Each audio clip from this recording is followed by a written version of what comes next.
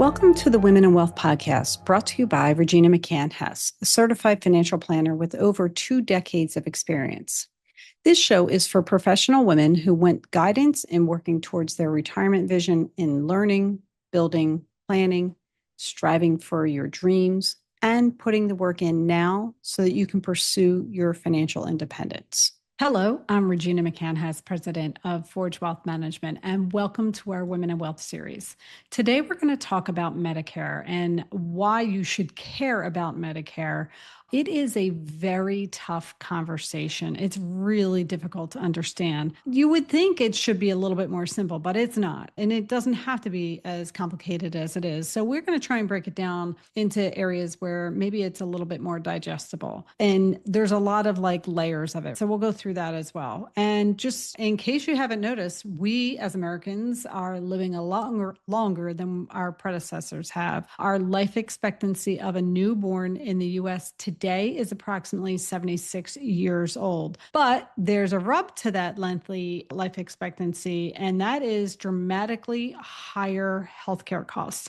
If you've ever been sick or ever have been in the hospital, you realize when you get those bills how expensive Medicare is. Now, great, it is. We do have great medical care here in the United States. However, it is very difficult to navigate, especially if you don't have insurance. So this Medicare does help our older Americans with navigating healthcare as far as insurance if they qualify for it. So the cost of medical expenditures is also steadily on the rise, and medical costs are expected to rise or increase by about 7% in this year. And having the right Medicare plan in place can help those expenses become a little bit more manageable in retirement. However, Medicare's complexity can make it seem somewhat confusing. So imagine being asked to put together a jigsaw puzzle without having seen the actual picture on the box lid first. That's how it feels like when you're navigating Medicare. I know a lot of people come to me and ask me questions about it, and I do try to do my best to be educated about it. But then I also have to turn to other people to help me because I think it's complicated. So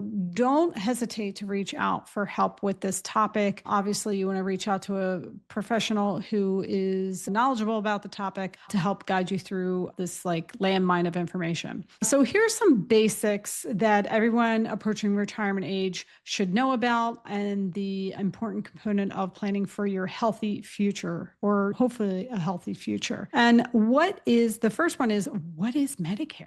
As people approach 65, they get very excited about Medicare. But a lot of people who are further apart are like, we don't really know what it is. But it is a federal government healthcare arrangement. So the federal government began playing a direct role in our healthcare with the 1966 launch of Medicare and its sister program, Medicaid. So Medicare's goal is to provide affordable national health insurance for older Americans. So who is eligible for Medicare? Now, you are eligible for Medicare if you are over 65 or you're turning 65. When you become 65, essentially you are eligible for it. And you or a spouse have paid into Medicare taxes for at least 10 years. So people younger than 65 with qualifying disabilities and certain medical conditions may also be eligible. But the main point of the story there is eligibility is that you are 65 or older and that you've paid into the Medicare tax for at least 10 years. What are the different parts of Medicare? So you'll hear Part A, Part B, and you're like, what the heck is that? So Part A, Medicare Part A, is the hospital coverage. Think about the building, right? You go into a hospital. What does it cover inside there? So hospital stays and associated services will include things like the semi-private hospital room, the hospital meals, your general nursing,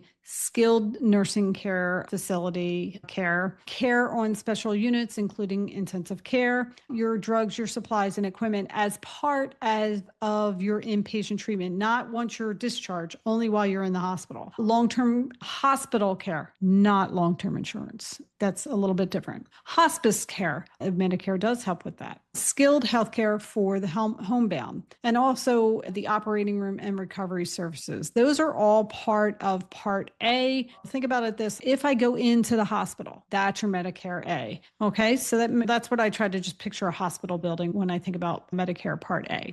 Now, Medicare Part B is the actual medical coverage. This is where you have a monthly premium for this coverage. So Medicare Part B covers medically necessary services and preventative services, which could include your clinical research studies, emergency ambulance services, durable medical equipment, mental health, second opinions before surgery, limited outpatient prescription drugs. We usually see separate insurance for prescription drugs, your doctor visits, your surgery, and your lab tests. So those are all part of Medicare Part B. Now, you also have something called Medicare Part C, and this is private insurance. So most frequently, this is called Medicare Advantage. These are Medicare-approved health insurance plans available through private insurance companies. Think about like your Aetnas, your healthcare, your Blue Cross Blue Shields. Those are also can be part of the Medicare-approved health insurance plans. I'm not saying they are. It's just an example of what could be in there. Those enrolled in these Medicare Advantage plans still have to enroll in the original Medicare Part A and B, but their coverage comes from the actual Medicare Advantage. So most Medicare Advantage plans offer prescription drug coverages as well. And in addition, there are other private plans besides Medicare Advantage, but that is a very popular item when we talk about Medicare with our clients. I was just about to say patients because I'm thinking about being in the hospital. Clients, even if you're in a hospital, you're a client of the hospital. Medicare Part C coverage could be all the benefits of Part A and B together, plus the prescription drug coverage is included in many of the Medicare Advantage plans, and also additional benefits just depending on the type of plan that you have. So that is something you want to speak to somebody specifically about. You need to know a lot about what your healthcare needs are, what your medications are, what doctors, what hospitals you like to go to. Are you a snowbird? These are all things that we speak about before sending people in the direction of a specific health plan. So you also have Medicare Part D, and that's easy because D stands for drug, right? So it's the prescription drug coverage for Medicare. It's a federal program that helps subsidize your prescription drug costs for Medicare enrollees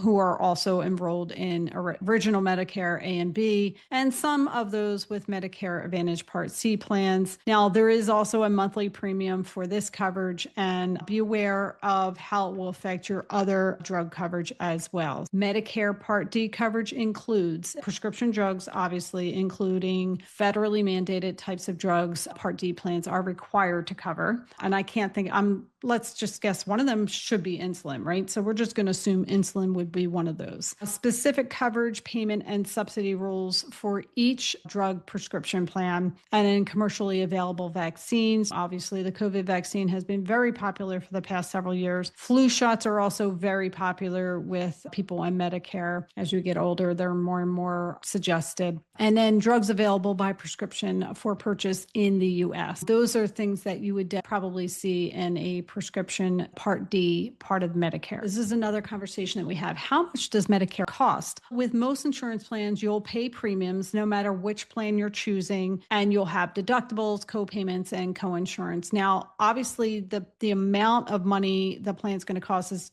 really going to depend on the plan you select. It also will be determined by some of your Medicare costs are determined by your income. Some of the premiums go up within different income brackets. So you do want to be aware of that as well. What is not covered by original Medicare? Remember, original Medicare is Part A and Part B. You may be surprised to learn that most dental care is not covered. Eye exams are not covered. Prescription glasses, hearing services, routine foot care, long-term long-term care is not covered under Medicare. And that is something a lot of people have a misconception about. They think if I get sick and need long-term care in a facility, Medicare will cover it. It will not cover long-term care needs. So be very cognizant of that. Medicare does not cover your long-term care needs. I repeated it about 4 times already, but you'll still get the question because it's just assumed that Medicare will cover that. The plan can't afford to. If you've ever had a family member in a long-term care facility, you realize how expensive it is. So Medicare cannot cover that. When can I enroll? This is actually really important. So your initial enrollment period is the first opportunity to enroll is approaching your 65th birthday. So you get the 3 months leading up to your 65th birthday, the month of your 65th birthday, and 3 months after your 65th birthday. So you basically essentially have a 7-month period where you can sign up for Medicare. So even if you are still working and you're like, hey, I don't need it because my employer's got me covered, you do need to enroll in Part A. It doesn't cost you anything. You can delay Part B, but you do need to enroll in Part A. Now, if you miss signing up, you can enroll in Part A and Part B or both between January 1st and March 31st. The enrollment period for Medicare Advantage, which is that Part C, and Part D is from April 1st through June 30th. So to change a plan, the window opens October 15th and runs through December 7th every year. So that's why we're running this around that time frame to get this out ahead of Medicare open enrollment. So for every year, people get to change their plans if they need to. You do want to be careful though. You're like, oh, I don't really feel like doing it. I don't need it. I'm just going to skip it. There are penalties for late enrollment. And if you miss your initial enrollment window, you will have to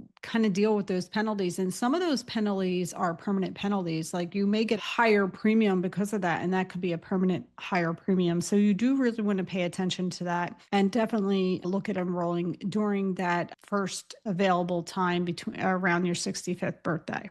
What if I delay my enrolling? Okay, so if you don't enroll in your original Medicare Part A and B, it could really cost you a lot of money. For each year that you wait to enroll in Part B, you will be charged an additional 10% for twice the time period you waited. So for example, if you were 2 months behind, you'd pay 10% extra each month for 4 months. For each 12-month period you wait for Part B, you'll pay 10% extra for however long you have Part B. That's what I was just trying to tell you ahead of this part. It can be a significant penalty. So this is why you want to pay attention. Now, if you're working beyond age 65 and you're covered by your company's insurance plan, you may be able to put off enrolling in Part B without facing penalties. It's called making sure that you have credible, and it's called credible insurance. And you want to verify that it's considered credible insurance. Otherwise, you could run into those penalties later on and find out. You don't want to find out the hard way. You want to do this ahead of time and be proactive. Another question is, how does a Medicare supplement insurance plan fit with my needs? Private insurance company offers supplemental plans to help with like out-of-pocket expenses, like deductibles, premiums, co-payments. And for those who are still enrolled in original Medicare Part A and B, this is different than the Medicare Advantage Part C because it works alongside original Medicare Part A and B instead of being an alternative. Your open enrollment period window for these supplemental plans are often called Medigap. They begin in the first 6 months after you turn 65 or older and are enrolled in Medicare Part B. So you want to make sure you're enrolled during this period, or again, you may not get accepted once that window closes. That's pretty important. This is again what we're calling, when people are referring to it, they just say, oh, my supplemental. So they may have Part A and B and their supplemental, or they may have Medicare Advantage, 2 totally different things. So how do I keep up on the latest developments in Medicare world? You can visit their website. So their website is medicare.gov. You can also follow them on Twitter. Believe it or not, they have a Twitter handle, which is hysterical. It's Medicare. It's at Medicare.gov on X, which is the former Twitter. So that's cool. Who says the government isn't hip, right? Keeping up with Twitter. That's pretty fun. Or X. I'm sorry, I'm old school. I still call it Twitter. So the other thing is you really do if you have more questions, and before you make, this is a big decision. Before you make a decision, you probably do want to reach out to a financial professional or an insurance professional who handles Medicare. And you want to make sure that you're getting what fits your needs for the long term for your healthcare. Again, healthcare is one of the most expensive parts of your retirement. You are going to spend a lot of your money in retirement is going to be targeted towards retirement. It's going to be your largest expense in retirement. So, you want to make sure you get this right. Medicare can obviously help address the healthcare costs. However, the complexity of the programs and the eligibility requirements can make them difficult to understand. I will say that as I am